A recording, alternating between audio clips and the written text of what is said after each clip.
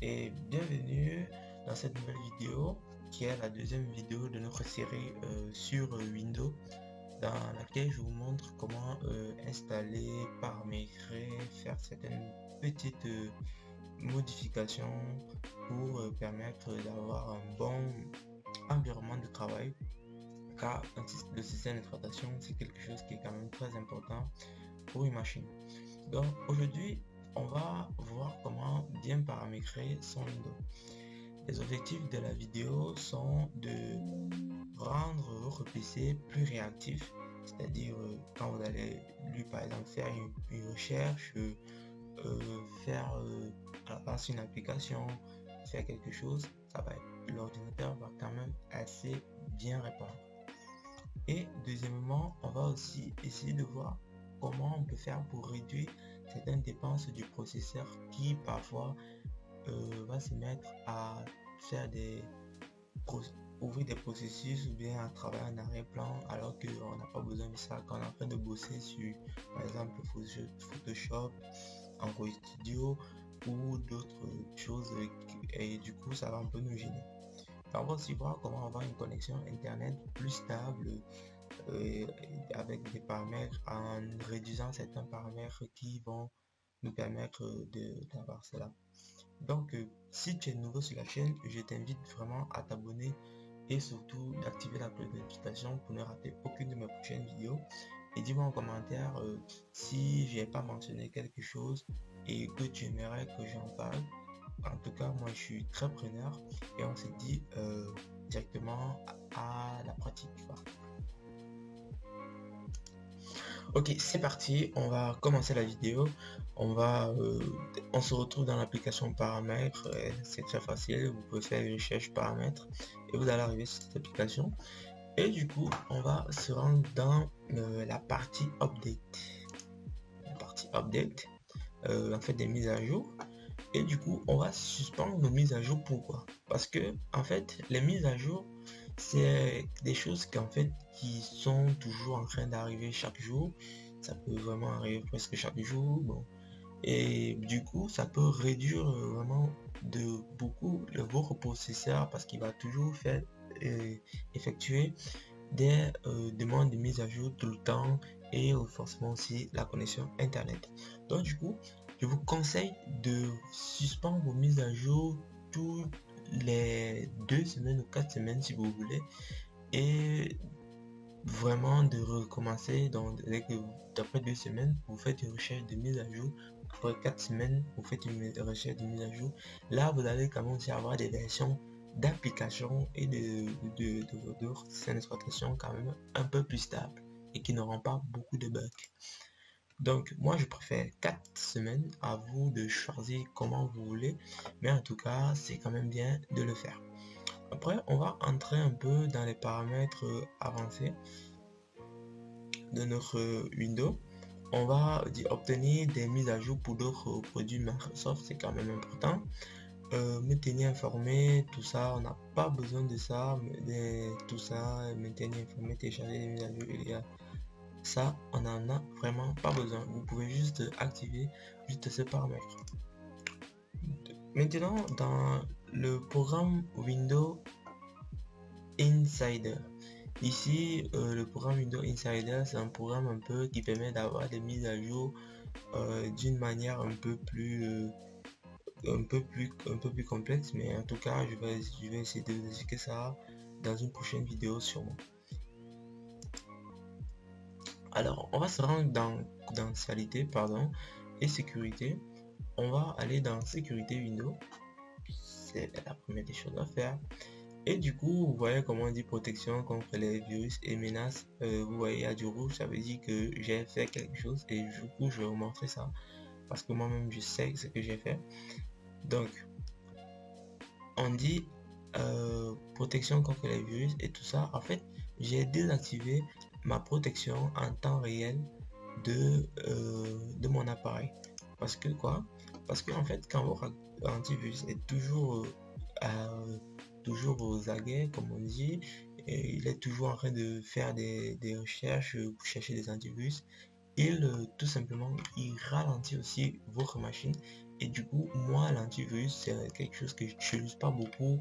Surtout que, bon, je connais quand même des sites fiables là où je prends mes données, où je télécharge certaines choses. Et puis, vraiment, les virus, ça fait vraiment un bail que je n'ai pas vu. Donc, du coup, c'est une préférence pour moi.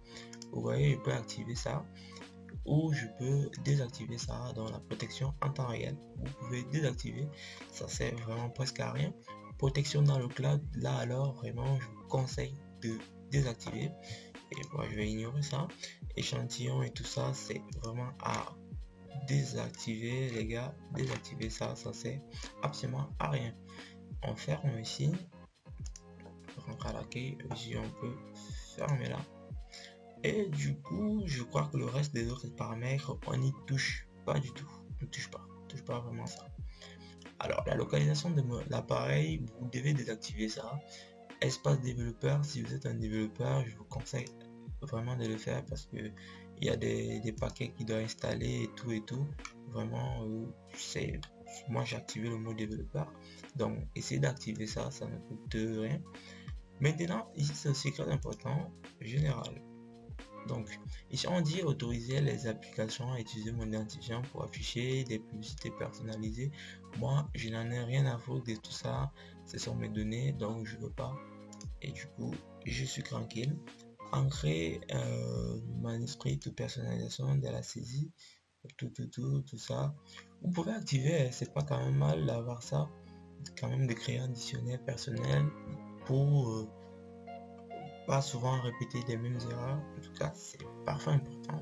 Parfois, en tout cas, j'ai activé, il n'y a pas de problème. Ici, c'est aussi très important. Envoyer des données de diagnostic facultatif à Windows. En tout cas, je ne suis pas le seul utilisateur de Windows. Donc, si Windows veut voir là il y a des bugs et tout ça, ils sont pas obligés de nous déranger avec tout ça parce que ce sont des processus en arrière-plan qui vont travailler. Du coup, j'ai désactivé ça. Bon, j'ai vraiment tout désactivé ici parce que ça ne sert absolument à rien. Et surtout, n'oubliez pas de venir mettre jamais ici. Donc, il faut venir mettre jamais. Donc, choisissez la fréquence à laquelle il nous demande vos commentaires. Vous dites jamais. C'est très important, très important. Donc, historique d'activité, bon, on va pas se mentir, c'est toujours bidon. C'est toujours bidon, donc je n'enregistre pas ça parce que en fait quand vous enregistrez, il va garder ça dans le cloud afin que quand vous allez avoir une nouvelle machine ou bien si vous avez une autre machine, il va vous présenter votre vos mêmes recherches récentes, etc. Vraiment c'est pour la synchronisation, c'est pas très important. Ici, je crois que il n'y a pas de problème, on n'est pas obligé de toucher la localisation. Si vous voulez que vous soyez localisé, il n'y a pas de problème, mais ce sont aussi des processus qui servent quasiment à rien. Donc, je vais désactiver. C'est quand juste j'ai besoin de ça que j'active. Donc, comme j'ai pas besoin, je désactive les notifications. Les notifications, c'est important. Et il faut aussi bien les paramétrer. Par exemple, à une certaine heure, vous ne voulez pas avoir de notification, par exemple, quand je travaille. Et du coup, je suis plutôt beaucoup plus focus. Ah ouais. Donc c'est tout vraiment. Je crois que c'est tout ici dans la partie confidentialité et sécurité. Donc il faudra vraiment bien modifier certains paramètres et essayer un peu de lire et ça sera plus facile pour vous. Donc on va aller dans le pot de jeu. On va aller dans la partie jeu. J'ai été déjà pressé.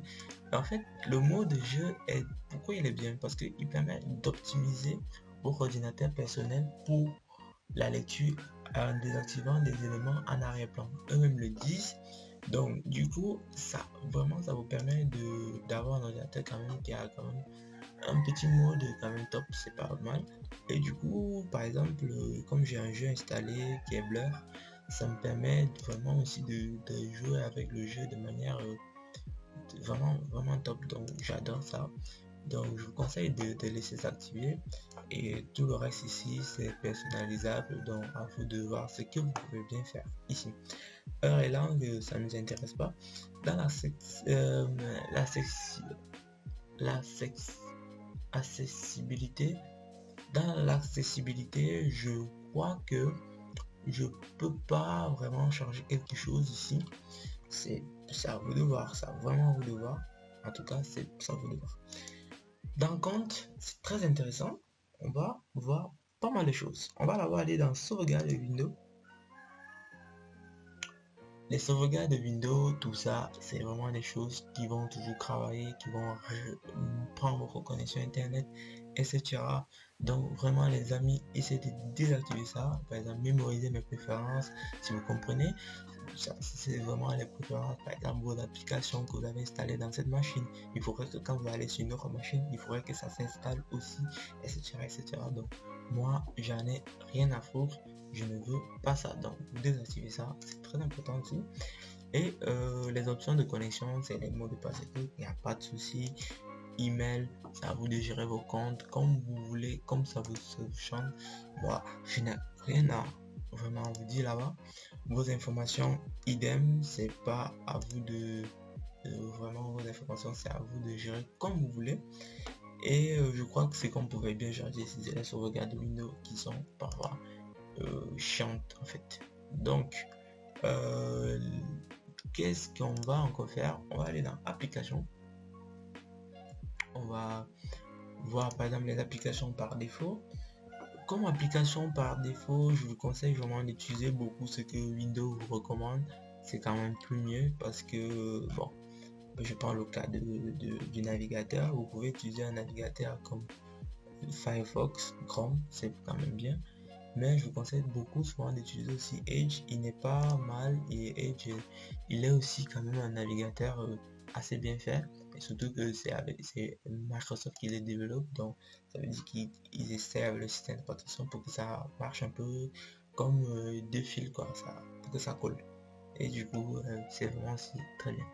Les cartes hors connexion, vous devez désactiver le téléchargement de ces choses. Ça, c'est presque rien. Tout ça et le démarrage, bien sûr, on va en parler plus tard. Donc, je vais vous expliquer comment rendre encore votre démarrage plus rapide. Donc, ici, on va la personnalisation, c'est à vous de voir, soit vous choisissez le mode clair, soit le mode sombre, c'est à vous de voir ce que vous voulez faire. Dans les paramètres réseau, bon, quand vous savez que vous ne voulez pas vous connecter à internet ou que vous ne voulez pas vous connecter à votre wifi, désactiver votre wifi, c'est quand même une bonne option. Ça permet de ne pas faire des recherches en continu et ça permet d'être plus à l'aise. Donc soit vous mettez en mode avion et vous désactivez ici, soit vous désactivez juste le wifi.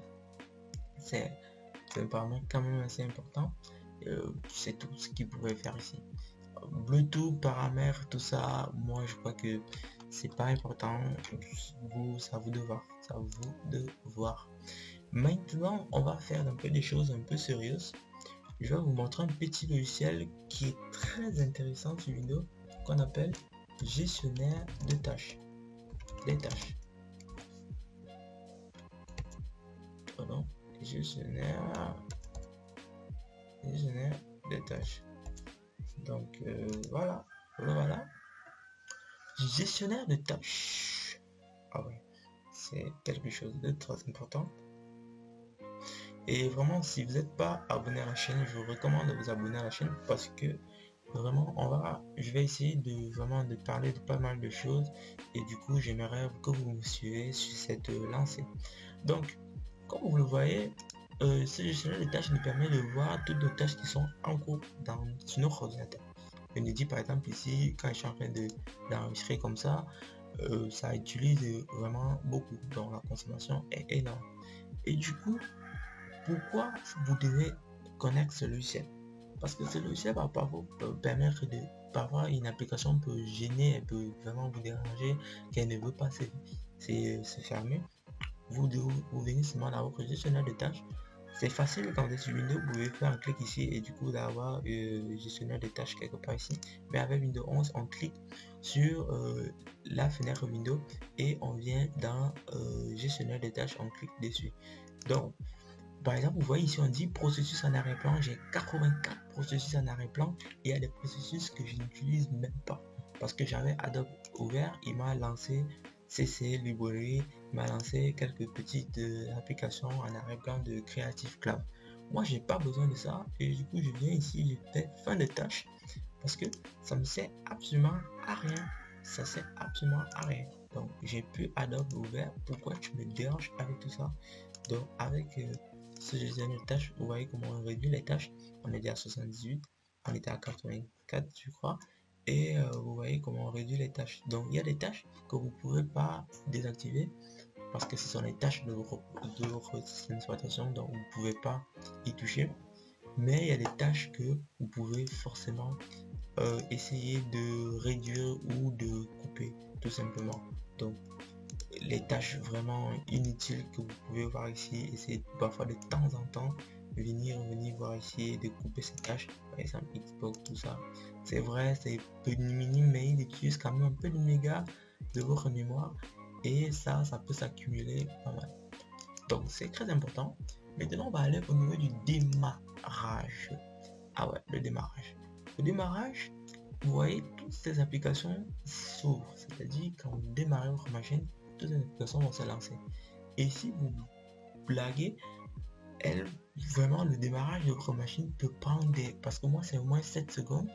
Et alors que si vous êtes désactivé tout ceci, vous allez voir que mon démarrage va prendre peut-être même 5 minutes ou 5 minutes, franchement 5 minutes, parce qu'il y a Uterrain qui va se lancer, il y a Adobe, les applications Adobe, il y a le Drive, il y a Internet, il y a iTunes, il y a Discord, il y a GitHub, il y a Terminal, il y a tellement de trucs.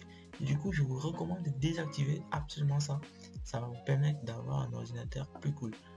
Donc, les performances, ici, les performances, vous pouvez voir certaines choses. Par exemple, moi j'ai 4,3 Go de RAM utilisé sur 7,4. Vous pouvez voir certaines choses ici, vous pouvez voir la vitesse de votre processeur et d'autres choses.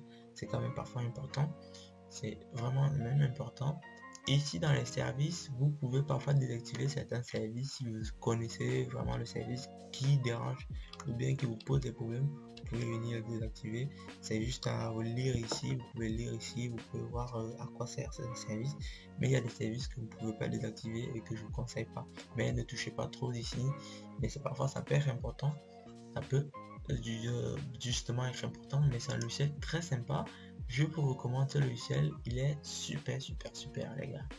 Donc on va fermer et du coup on va se rendre dans un autre petit c'est pas une application, c'est juste un petit interface. Donc on parle d'information du système, c'est basique, même sur Windows 10 c'est possible de faire ça. Donc vous arrivez là et du coup vous allez aller dans paramètres avancés du système. Bien vous faites une recherche avancé système, donc vous tapez avancé et du coup on va vous montrer afficher les paramètres avancés du système. Donc ça vous de voir comme vous voulez et du coup on va se rendre dans paramètres, donc performance, paramètres. Ici on va gérer pas mal de choses. Donc ici vous voyez tous ces petites ces petits aspects visuels ou bien effets visuels. Donc vous pouvez décocher, activer, lisser la police, tout ça pour réduire par exemple le travail de votre carte graphique et de votre processeur. Pas mal de choses. Par exemple, quand je déplace mes fenêtres, vous voyez comment c'est vide.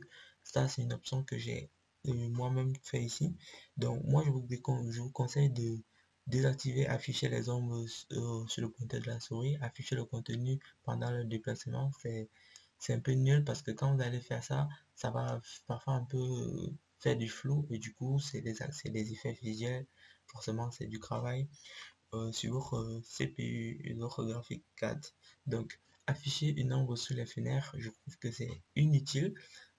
Animation dans la barre de tâches, les animations dans la barre de tâches, moi ça me sert à rien.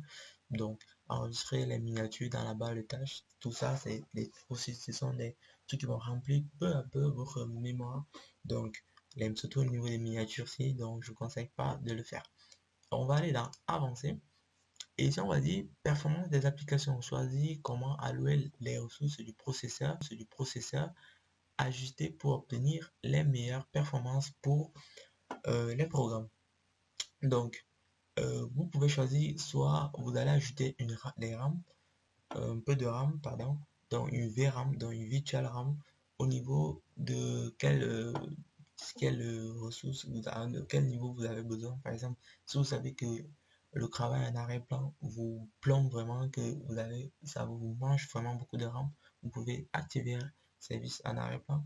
Ou si vous savez que non, c'est plutôt les programmes comme moi parce que j'utilise pour des trucs pour coder, donc du coup j'en ai vraiment besoin des programmes pour que mes programmes soient dans modifier. Donc si vous vous sentez pas à l'aise, je vous recommande de choisir les programmes parce que euh, c'est pour ajouter de la RAM quand vous allez travailler par exemple sur Android Studio ou bien Visual Studio Code, tout ça, ça va vous permettre d'avoir quand même une RAM supplémentaire. Donc on va aller dans modifier. C'est dans disque C qu'on va bien sûr allouer ces petits espaces. Vous voyez ici, sûrement chez vous, c'est écrit ici gestion automatique, c'est coché gestion automatique du fichier d'échange pour les lecteurs. Moi, je vous conseille pas de le faire parce que c'est un peu nul de le faire parce que il va vraiment remplir beaucoup de choses et du coup c'est mieux de le donner une taille maximale, une taille minimale, donc c'est mieux. Donc moi j'ai rempli comme ça, j'ai ajouté 8 Go de RAM à mes 8 Go que j'avais, donc ça me fait pratiquement 16 Go de RAM en tout, ce qu'on peut dire. Donc à vous de gérer comme ça, vous activez juste taille personnalisée et c'est tout, vous appuyez sur OK et on appuie encore sur OK. Donc, c'était vraiment tout pour cette vidéo. J'espère que cette vidéo vous a apporté pas mal de plus. En tout cas, n'hésitez pas à me dire en commentaire si cette vidéo va vous aider ou que si ça vous aide. Et bien sûr, n'hésitez pas à me suivre sur mes différents réseaux sociaux, Instagram, Facebook et Twitter. Je vais publier une vidéo ici presque toutes les semaines ou peut-être je vais voir faire 2 vidéos par semaine. En tout cas, c'est un plaisir pour moi. Laissez-moi un pouce bleu. On se dit à la semaine prochaine.